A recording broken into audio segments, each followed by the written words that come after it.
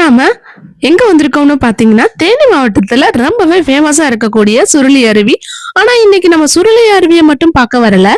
இந்த அருவிக்கு பக்கத்துல இருக்கிற ஒரு வித்தியாசமான சிவஸ்தலத்துக்கு தான் வந்திருக்கோம். கோடிலிங்க தபோவனம். பேரே கொஞ்சம் வித்தியாசமா இருக்குல்ல? அப்படி என்ன இந்த கோவில்ல ஸ்பெஷல்? ஏன் இங்க இவ்வளவு சிவலிங்கங்கள் இருக்கு? அதெல்லாம் இன்னைக்கு நம்ம நேர்ல பார்த்து தெரிஞ்சுக்கலாம். இந்த கோவிலோட முக்கியமான அட்ராக்ஷன் என்னன்னா ஏராளமான சிவலிங்கங்கள் இங்க ஒரே இடத்துல இருக்கிறது தான். இங்க சிவலிங்கங்கள் மட்டும் இல்ல, இன்னும் பல கடவுள்கள் இருக்காங்க. லட்சுமி, குபேரர், முருகன் அப்படின்னு நிறைய கடவுள்கள் இருக்காங்க. இங்க இன்னொரு இன்ட்ரெஸ்டிங்கான விஷயம் இருக்கு. பக்தர்கள் தங்களோட வேண்டுதல் நிறைவேறின பிறகு நேர்த்திக்கடனா சிவலிங்கம் வைத்து வழிபடுறாங்கன்னு சொல்லப்படுறாங்க. அதனால காலப்போக்குல இங்க சிவலிங்கங்கள் அதிகமாகி இருக்கு. அதாவது ஒவ்வொரு லிங்கத்துக்கும் பின்னாடியும் ஒரு பக்தரோட நம்பிக்கை இருக்கலாம், ஒரு வேண்டுதல் இருக்கலாம், ஒரு பிரார்த்தனை இருக்கலாம்.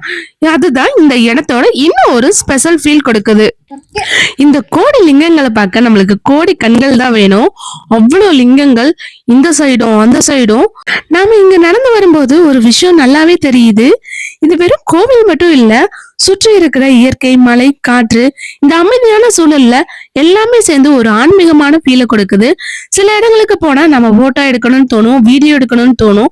ஆனா சில இடங்களுக்கு போனா சும்மா கொஞ்ச நேரம் அமைதியா இருக்கணும்னு தோணும். இந்த இடம் அந்த மாதிரி ஒரு ஃபீலை கொடுக்குது. இந்த கோடி லிங்கங்களை பார்க்க நம்ம கோடி கண்கள் தான் வேணும். நம்மளுக்கு ஐயனை பாக்குறதுக்கு சொல்லவா வேணும்? உட்காந்து நாள் முழுக்கவே பார்த்துட்டே இருக்கலாம். இங்க இது மட்டும் இல்லாம ஒரு சூப்பர் டூப்பர் ஸ்பெஷல் சொல்லவா, 72 அடி உயரம் கொண்ட சிவலிங்கம் இங்க இருக்கு.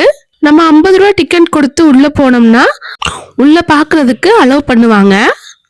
சுருளி அருவிக்கு வரவங்க கண்டிப்பா இந்த கோயிலுக்கு ஒரு விசிட் கொடுத்துட்டு போங்க.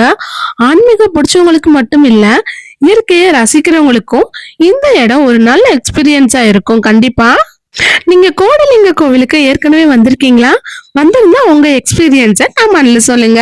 இந்த வீடியோ பிடிச்சிருந்தா லைக் பண்ணுங்க. பாய்.